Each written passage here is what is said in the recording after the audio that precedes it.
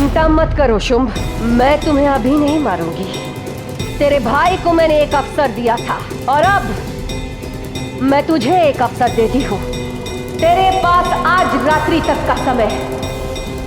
यदि आज रात्रि तक तूने स्वयं को मुझसे बचा लिया, मैं तुझे अभय दान दे दूंगी। माता मुझे छुपा दो, माता मुझे कहीं भी छुपा दो माता। मूर्ख जैसी बातें मत करो शुंभ। यदि देवी ने तुम्हारे प्राण लेने की ठान ली है तो इस सृष्टि में कोई ऐसी जगह नहीं जो तुम्हें सुरक्षा दे सके। कोई तो जगह होगी माता, कोई तो जगह। केवल एक रात्रि की बात है माता, केवल एक रात्रि की बात।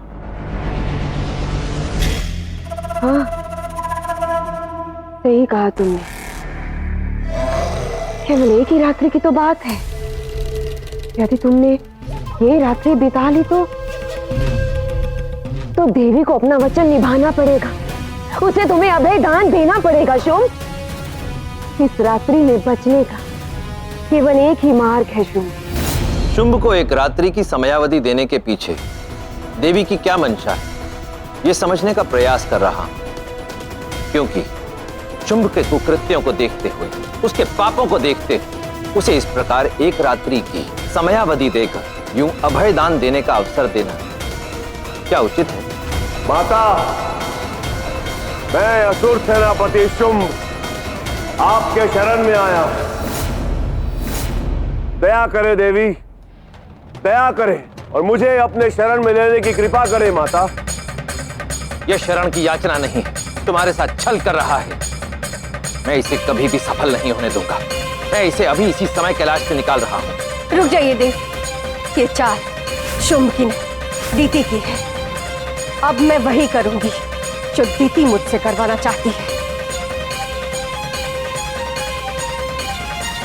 मैं कैलाश में आपका शरणार्थी बन के आया हूं देवी, और मैंने सुना है कि जो भी व्यक्ति शरण की याचना लेकर कैलाश में आता है उसे शरण अवश्य मिलती है। कैलाश में जो भी आता है उसे शरण अवश्य प्राप्त होती है। केवल एक रात्रि के लिए तुम्हें यहाँ शरण प्राप्त हो सकती है, किंतु एक परिस्थिति में शुंभ, तुम यहाँ कैलाश में नहीं बल्कि इंद्रलोक के राजभवन में रहोगे। और हाँ, यदि इस रात्रि किसी भी कारणवश तुम इस भवन से बाहर आए तो तुम्हारी शरणार्थी संपूर्ण मानी जाएगी और तुम शरणार्थी नहीं कहलाओगे। सूर्योदय होने में केवल एक प्रहर शेष है, अर्थात शुंभ के जीवन का अंत करने के लिए देवी शीघ्र ही अपने कालरात्रि स्वरूप में आने वाली। तुम यही चाहते थे ना शुंभ कि मैं तुम्हारे सामने इन सभी सुंदर अनुपम संसाधनों से सुसज्जित होकर एक सुंदर रूप में आऊं? तो आज पार्वती तुम्हारी इच्छा के अनुरूप ही श्रृंगार करेगी। परंतु हाँ, आज मैं श्वेत वस्त्र धारण नहीं करूंगी। मैं आज काल का, रक्त का रंग धारण करूंगी। जय देवी कालरात्रि। मैं कैलाश लौट रही हूँ शुंभ, अपनी अर्धांग के पास, और तुम जैसे बंदी में इतनी शक्ति नहीं कि मुझे रोक सके। मैं यहाँ बंदी नहीं, अपनी इच्छा के अनुसार आया हूँ, और आज मैं भी देखता हूँ तुम कैलाश कैसे लौटती हो। तुम राजभवन से बाहर आ चुके हो शुंभ, और अब ये रात्रि तुम्हारी काल की रात्रि होगी। शीघ्र ही सूर्योदय होने वाला है, बस तब तक मुझे अपने प्राण बचाने हैं, क्योंकि उसके बाद आप मुझे मृत्यु नहीं अभय दान देंगे। भाग, जितना भाग सकता है भाग शुंभ। तू संसार के किसी भी कोने में क्यों ना हो, परंतु मेरा ये त्रिशूल तेरे पीछे पीछे आएगा, और जब मेरा ये त्रिशूल पुनः मुझ तक पहुंचेगा तब समझ लेना कि तेरी मृत्यु का समय आ गया। तुम्हारा समय आ गया है शुंभ।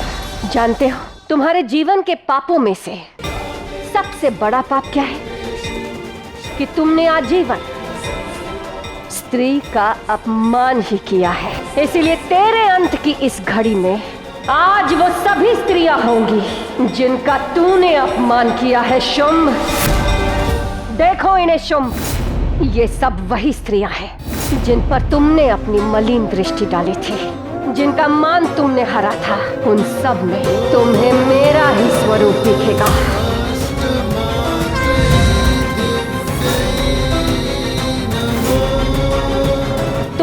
पापी को दंड देने के लिए किसी शस्त्र की आवश्यकता नहीं है देवियों। एक स्त्री की गरिमा को भंग करने वाले पुरुष को एक सामान्य पत्थर भी अस्त्र का घाव दे सकता है। तो उठाओ पत्थर और मारो इसे।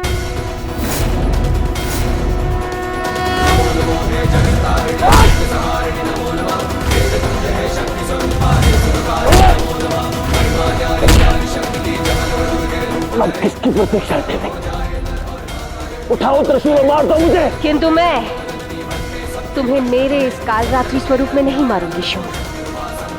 तुम्हारा अंत मैं उस स्वरूप में करूंगी जो समस्त सृष्टि के शक्ति का स्रोत है, देवी आदि पराशक्ति।